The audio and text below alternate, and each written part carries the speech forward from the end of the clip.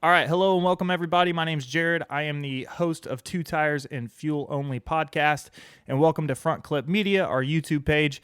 My co-host Caleb Jackson's not here with us tonight, so we're going to do a quick rundown of the 24 Hours of Le Mans race that is going down this weekend. Of course, we have our first NASCAR to be performing in that race, and Jimmie Johnson, Jenson Button, and Jordan Taylor will be piloting that Camaro ZL1 this weekend, June 10th, 10 a.m.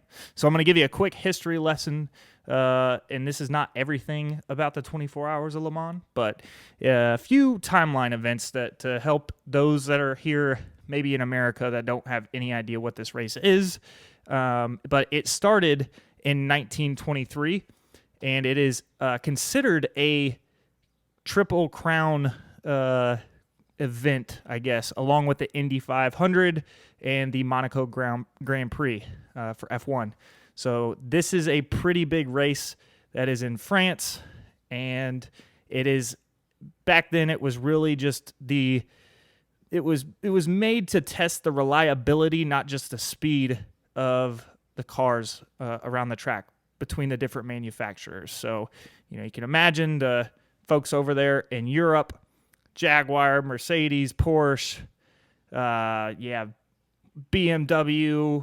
the list goes on, and I'm going to butcher all the manufacturers without having a list in front of me, but you get the idea.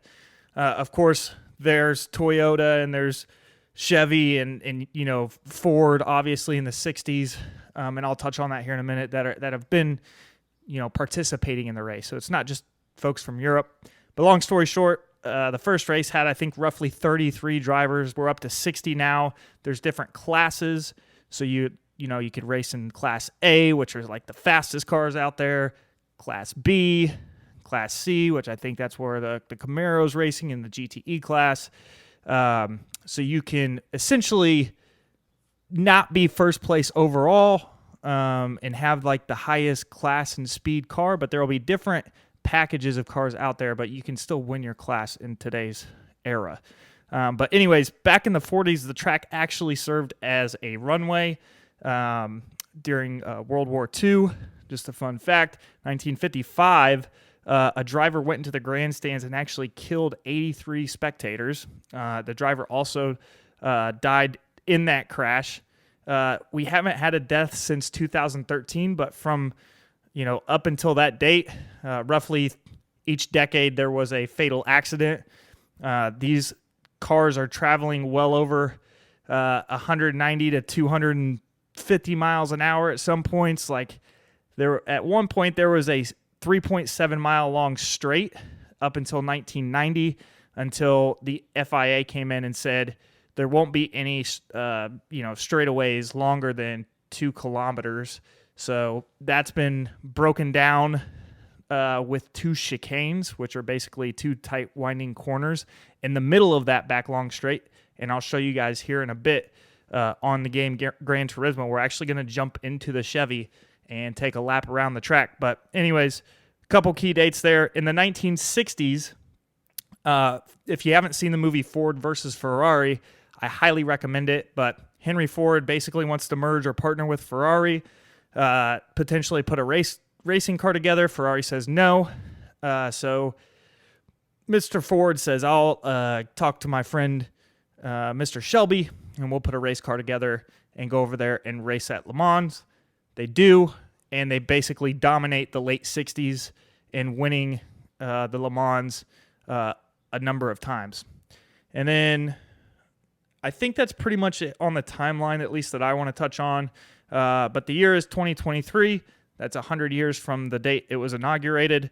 And let's just go ahead and jump back into the circuit and drive the car that Jimmie Johnson, Jordan Taylor, and Jenson Button will be driving this Saturday. All right, so here we are on the Gran Turismo 7 home screen. We're going to jump into the world map, go straight to the garage, and check out the Camaro ZL1. This is the 2018. As you can see, we have the 24 Hours of Le Mans paint scheme. We've reduced our horsepower down to roughly 730. I definitely took what I had in this car as far as tuning out of it and made sure it was at least similar or relevant to what it is that these guys are going to be running. Obviously, they're going to have some different realistic parts in there that are going to make this thing run to its optimal potential. And once again, we're going to just go ahead and jump into the circuit. Just wanted to kind of give you guys a lay of the land of how this looks. We're going to France. We click on the circuit. There's some different options. A circuit experience where you can actually learn the track. We're going to go to a time trial and see what this baby's got. So right side, that's the original OG course with no chicane on the back stretch. FIA on implements on the left side there with the chicanes. And here we go, jumping right into it. So looks like our first lap here, I went ahead and skipped it, but we ran a 350. And so those guys went out in practice and ran a 349. So that's kind of the goal. I went ahead and added in on the bottom left there the footage of me actually driving and synced it up with what it looks like inside the car. So this first section is pretty tricky. Pretty big braking zone. Definitely hard to get this thing slowed down. You'll see me kind of feather the throttle and get on the brakes kind of early. Taking those racing brakes out of this car makes it really hard to stop with as heavy as it is. But yeah, I mean, this is the start to the long back straight. We'll be entering our first chicane here in about 2,000 kilometers. So if you take a look at the sides, it's all mostly guardrail. They have some catch fences up. There's some trees right along the guardrail that if you were to hit in those spots, the guardrail is probably not going to do its job like it's supposed to. But anyways, first chicane here, turning to the right, then back out to the left. As you can see, we have some wheel spin, but overall, pretty decent. I've only run a few laps in this car with these specs, and this is our second stint of being on the backstretch at Le Mans. And once again, we're just trying to look for our braking points on the right-hand side here, kind of feathering trail braking into this left-handed entry chicane. Got a little bit wide on exit, but back to the throttle. And here we go.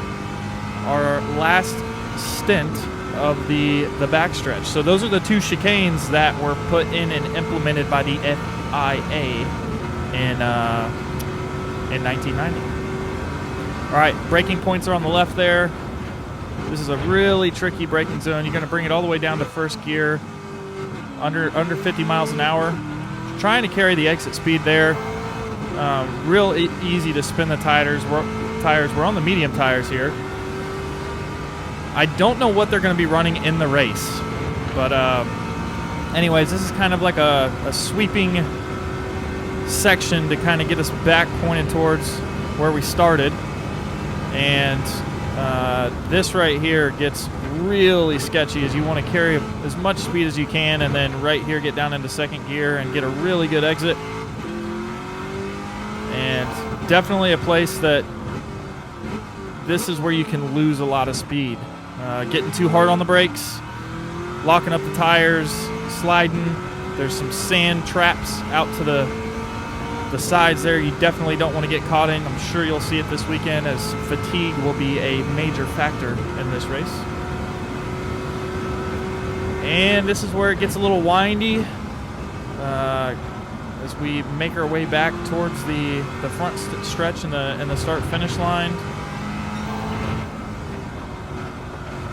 But as you can see here, I am very patient with the throttle.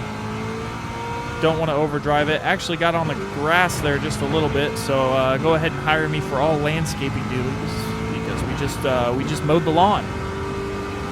And then your pits are going to be right up here on the right-hand side. That's where they will conduct all the driver changes. If you guys watched the NASCAR pit stop that they did, they won the pit stop challenge doing a full NASCAR pit stop with a manual jack. Kind of cool. All right, 3:49. Match the time of the folks driving this race. So that's the circuit. Now we're going to go ahead and watch from a pretty cool camera view. You can actually see how fast this looks with the GT7 camera. And then I went ahead and threw up my pedals on the right-hand side so you can kind of see my feet do a little dance in this lap. And I will say this is a fun circuit to race online. There's a lot of really good passing zones. You know, with those long straights, getting out onto those, it is crucial to carry speed right through here. If you're behind somebody, you're going to see a lot of folks using the slipstream and then stepping out on this first chicane to the right-hand side to try to get underneath on that inside line. But look how beautiful that car is. That's going to be pretty sweet to see the 7-time NASCAR Cup Series champion Jimmy Johnson pilot that thing, along with Jordan Taylor, who's well accoladed, as he likes to say, a top 20 finisher in a pro late model at North Wilkesboro. If you guys don't follow Jordan Taylor on Twitter, please do. He is pretty awesome for content. But here we come to the left-handed entry chicane. This is just a replay from my last lap. Once again, you can see my foot getting a little bit of trail brake there. I'm kind of pumping the brakes. I get a little wide here, but you really have to be nice and delicate with the brake, you know, applying the pressure needed, but at the same time, you know, don't overcook the brakes and lock the tires up. I could assume that the brake bias is a little bit more towards the rear tires, but I went ahead and left it how it was. And yeah, man, this is an awesome track. This is going to be my first time actually watching the 24 hours of Le Mans, and you know, all that history at the beginning, I had no idea. So if you're a American like me, and this is your first 24-hour of Le Mans race, look forward to hearing what you guys have to say about it. You can see the car dance around right there when you get on the brakes, so it's something you don't want to be turning and braking hard at the same time. It'll plow. This car will absolutely plow through the corners. So, anyways, speaking of Porsche, German engineering been pretty successful here in the 24 hours of Le Mans in the past few decades. They are kind of the team to beat if I did my research correctly. You see, I get a little bit wide there. You can hear the tires sliding, just finding the edge. And yeah, nice and easy through here. You want to be able to tire save just a little bit. There's my weed whacking and lawn mowing duties for the circuit for this weekend. You guys are welcome. But pretty cool watching this thing go around the track. And I will say, if you've watched any of the live videos, it does look similar to what I'm seeing right here on my screen. So, all right, that'll do it. Looking forward to this weekend. These guys are fast, man. So, hope you guys enjoyed the video, and we will catch you guys in the next one. Make sure you guys go out, support our socials, 2 Tires and Fuel Only on Facebook, Instagram, Twitter, and our veterans and sponsors who have supported us along the way. All right. Thanks, guys. Have a good one.